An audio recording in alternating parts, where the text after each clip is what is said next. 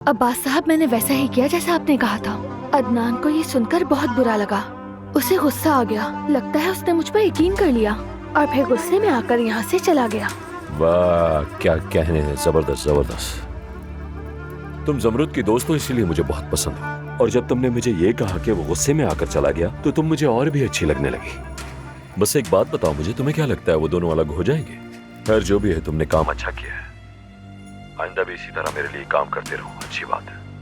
मैं बहुत फायदा पहुंचाऊंगा तुम्हें। हाँ, बात सुनो, अब तुम उस गंदे मोहल्ले से बच निकली हो तो मैं बजाते खुद तुम्हें 2 कमरों का घर दूंगा, क्योंकि तुम इसके हकदार हो। तुम्हें बहुत पहले ही मिल जाना चाहिए था। और इसके साथ साथ तुम्हें एक इस्तेमालशुदा गाड़ी भी दूंगा, लेकिन कागजी कार्रवाई तुम्हें खुद करनी होगी। समझ गई मेरी जान? ठीक है अब्बास साहब, मैं इंतजार करूंगी। बहुत शुक्रिया। चलो मेरी जान, अपना ख्याल रखो बहुत सारा। खुदा हाफिज।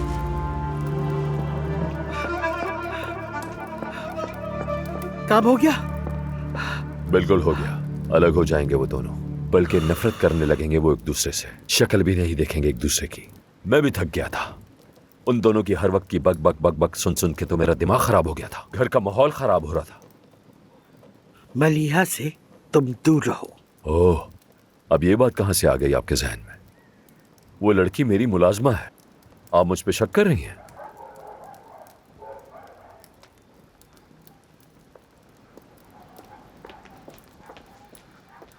मेरी अम्मी कहीं पागल तो नहीं हो गई?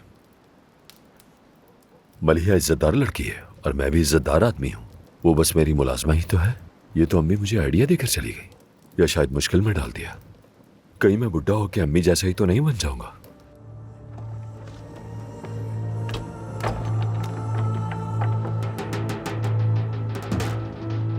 कुलसुम, तुम यहाँ क्या कर रही हो?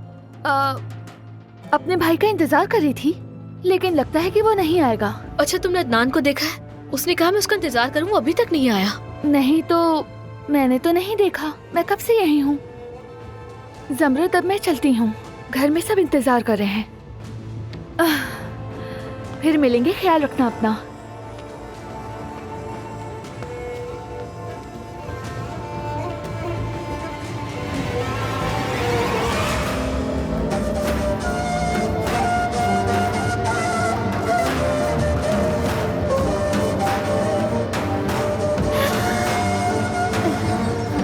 तुम शादी करोगी, तुम खामोश रहोगी और नीचे देखोगी और वो सब करोगी जो मैं तुमसे कहूंगी। तुम हामिद औसगिद से शादी करोगी ताकि ये दुश्मनी और नफरत और ना बढ़े। तुम शादी करोगी ताकि तुम्हारी माँ, तुम्हारे बाप, तुम्हारे भाई और अदनान जिंदा रह सके।